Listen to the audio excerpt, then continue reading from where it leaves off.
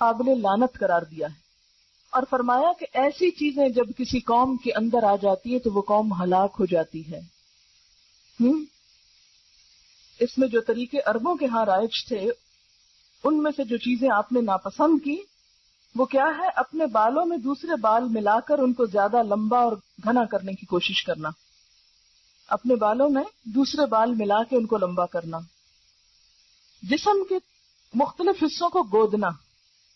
گودنا کیا ہوتا ہے کہ وہ سکن کے اوپر پرماننٹ نشان بن جاتے ہیں، پھول بوٹے بنانا جسے فرنٹیئر میں رواج ہے، یا افریقن ممالک میں رواج ہے کہ عورتوں کے چہرے کے اوپر مستقل قسم کی لکیریں اور نشان اور پھول اور معلوم نہیں کیا کچھ بنا ہوا ہوتا ہے۔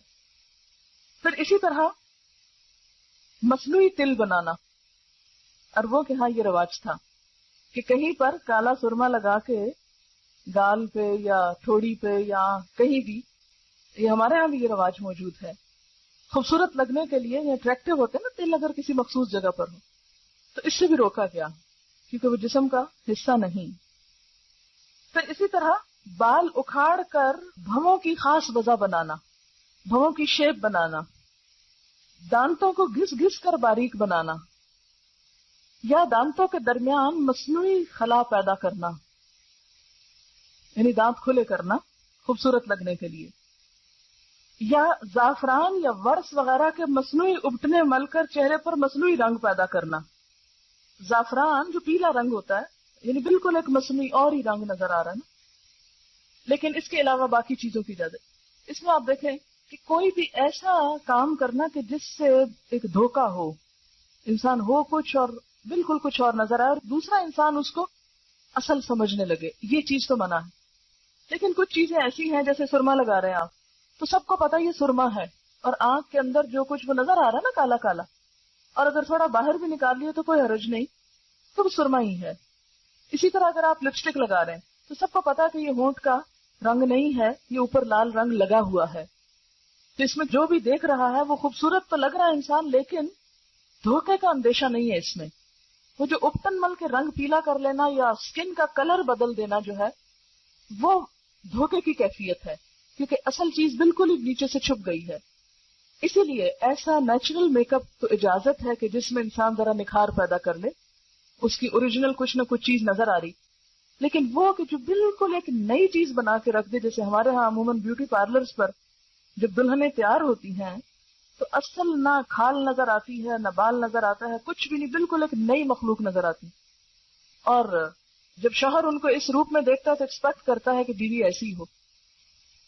تو اس لیے دلہنوں کو بھی ایسا سنگھار کرنے سے روکا گیا ہے کہ جو بالکل آرٹیفیشل قسم کا ہے۔ کوئی بھی پرماننٹ نقش و نگار جیسے وہ گودنا اور گدوانا جس کو کہتے ہیں، یا آرٹیفیشل اتنی کلر کوٹنگ کہ اصل سکن کا پتہ ہی نہ چلے، یا اسی طرح بھووں کی اصل شیپ کو بدل کر کچھ سے کچھ یا ساری اتار کے تو اپنی مرضی سے پینسل لگا کے ایک نئی شیپ دینا، یہ سب اس میں آ جاتا ہے۔ ہاں بھویں مثلاً یہاں سے دو جڑی ہوئی ہیں، تو اب یہ کیا ہے کہ یہ ایک اوریجنل عورت کی شکل نہیں ہوتی، ایک بیماری آپ کہہ سکتے ہیں۔ تو اس میں اگر ان کو الگ کر لیا جائے تو وہ فطرت پر لانا ہے، فطرت میں تبدیلی نہیں ہے۔ فطرت میں تبدیلی کیا ہے کہ اصل سارا کچھ اتار دیا آپ نے اور اپنی مرضی سے لگایا، اور یہ جو دو جڑے ہوئے ہیں ان کو الگ کرنا فطرت میں تبدیلی نہیں، فطرت پر لانا ہے۔ تو یہ ایک اصول کے طور پر سمجھ لیں کہ کوئی بھی ایسی چیز جو فطرت پر لانے میں مدد دے رہی ہے، اگرچہ وہ کچھ چینج کا تقاضا کر رہی ہے تو کوئی حرج نہیں، لیکن اگر وہ اللہ کی ساخت، جیسے فَلَا يُغَيِّرُنَّ خَلْقَ اللَّهِ میں پیچھے آپ پڑھ چکے ہیں، اللہ کی ساخت تو بدل رہی ہے تو وہ درست نہیں۔ یہ چیزیں اس لیے روکی گئی کہ یہ انسان کی صحت کے لیے بھی نقصان دہ ہے۔ آپ دیکھیں نا اپنے بالوں میں دوسرے کسی مردے کے بال وہ کاٹ کے لے آئے اور لگا دیے آپ نے، تو وہ ایک ہو سکتا ہے کہ آپ کے اور اس کی جو جسم کی بیماریاں ہیں یا اور چیزیں ہیں ان میں کچھ فرق ہو تو وہ دوسرے کے بالوں سے ٹرانسفر ہو کر آپ کے اندر چلے جائیں، یا سب سے بڑی بات یہ کہ دھوکہ دینا منع ہے، کہ کوئی سمجھے کہ یہ اس کے اپنے بال ہیں اور اپنے ہیں نہیں۔ تو یہ ساری چیزیں جو ہیں جو دھوکہ دہی میں آئے، فطرت کو بدلنے میں آئے، اللہ کی ساخت بدلنے میں آئے، وہ چیزیں درست نہیں ہیں۔ پھر اسی طرح زینت کا جو ہے ذکر ہوا کہ جس سے انسان آرائش کرتا ہے اپنی، تو اس میں بھی غلوب سے کام نہیں لینا چاہیے۔ اب یہاں سے کوئی یہ نہ سمجھے کہ قرآن تو کہتا ہے بیوٹیفائی کرو اپنے آپ کو، لہذا جس طرح چاہو کرو، یہ معنی نہیں ہے اس کا. کیونکہ بیوٹیفیکیشن میں بھی اللہ تعالیٰ نے اور اس کے رسول صلی اللہ علیہ وسلم نے کچھ حدود مقرر کی ہیں. مثلا حدیث میں آتا ہے لعن الرسول علیہ الصلاۃ والسلام الواشمۃ والمستوشمۃ والواشرۃ والمستوشرۃ. رسول اللہ صلی اللہ علیہ وسلم نے لعنت فرمائی ہے گودنے والی پر، گودوانے والی پر، دانتوں کو نوکدار بنانے والی پر، اور اس پر جو دانتوں کو نوکدار بنوائے.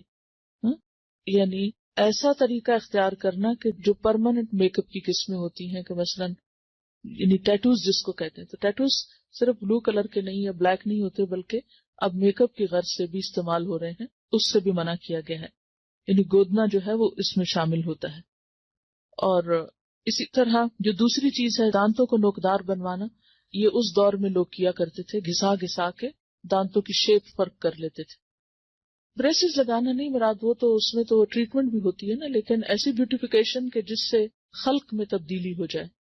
اس میں آپ دیکھیے حدیث میں واضح الفاظ میں آتا ہے، بخاری اور مسلم کی حدیث ہے کہ آپ صلی اللہ علیہ وسلم نے خوبصورتی کے لیے دانتوں میں درزیں بنانے والی، اپنی دانتوں کو اندر سے گھسا کے بیچ میں فاصلہ زیادہ کرنا، اس پہ لعنت کی ہے، جو در حقیقت اللہ کی بنائی ہوئی ساخت میں رد و بدل کرتی ہیں. یعنی کوئی بھی ایسا میک اپ کہ جس سے پرماننٹ چینج جسم کے اندر ہو خوبصورتی کی خاطر، وہ منع کیا گیا ہے. اس میں آتا ہے لعن اللہ المتفلجات للحسن، کہ حسن کی خاطر دانتوں کے اندر تبدیلی پیدا کرنا. اسی طرح لعن رسول اللہ صلی اللہ علیہ وسلم النامصۃ والمتنمصۃ. آپ صلی اللہ علیہ وسلم نے بال نوچنے والی پر اور اس پر جو کسی سے خدمت لے اس پر بھی لعنت کی ہے. اور اس میں بھی ایک تو وہ بال ہیں جو بیماری کے طور پر ہیں، جیسے چن پر یا لپس وغیرہ پر، تو وہ نہیں. ایک وہ ہے کہ جو آنکھوں کی جو بھویں وغیرہ ہیں ان کو تراشنے کے لیے بنائے جاتے ہیں، وہ شامل ہیں. نہیں، ویکسنگ نہیں آتی کیونکہ وہ اذیت کا سبب ہے نا. جو بال اعضاء میں آتے ہیں کہ عورت کو مرد بنا دے، یعنی بازوؤں پر یا چہرے پر ایسے بال کہ جو عورت کو عورت نہیں بلکہ مردوں سے مشابہ کر دیں، ان کو اتارنے کی اجازت ہے، اس سے منع نہیں کیا گیا. بلکہ اس میں آپ دیکھیے کہ طبرانی کی روایت ہے کہ ابو اسحاق کی بیوی جو نوجوان تھی اور خوبصورتی کی شائق تھی، حضرت عائشہ کی خدمت میں حاضر ہوئی اور پوچھا کہ عورت اپنے شوہر کے لیے اپنے رخسار کے بال، رخسار کہتے ہیں نا چیکس کو، صاف کر سکتی ہے؟ حضرت عائشہ نے فرمایا اذیت کو ممکنہ حد تک دور کرو، کیونکہ یہ اذیت کا باعث ہے. یعنی عورت کے منہ پر بال جو ہیں وہ مرد کے لیے اذیت کا باعث ہے. تو یہ کتاب اللباس فتح الباری میں روایت آئی ہے، تو اس کی اجازت ہے. اسی طرح بالوں میں بال جوڑنا جو ہے، جوڑا بنانا یا بالوں کو کسی بھی طرح پیچ کر کے اس میں لگا کے خوبصورت بننا جو ہے وہ بھی منع ہے. حدیث میں آتا ہے، بخاری کی روایت ہے، اللہ تعالیٰ نے بال جوڑنے والی اور جڑوانے والی عورت پر لعنت فرمائی ہے. اور اس میں آپ دیکھیے کہ ان ساری جو احادیث ان میں ایک چیز مشترک ہے، اور وہ کیا ہے؟ لعنت کا لفظ. یعنی اللہ کی رحمت سے دور ہیں ایسے لوگ. ایک اور حدیث میں آتا ہے کہ بنی اسرائیل اس وقت ہلاک ہوئے جب ان کی عورتوں نے ایسے کام کیے. یعنی بنی اسرائیل کی ہلاکت کے پیچھے بھی ان کی عورتوں کی حد سے زیادہ زینت میں دلچسپی تھی.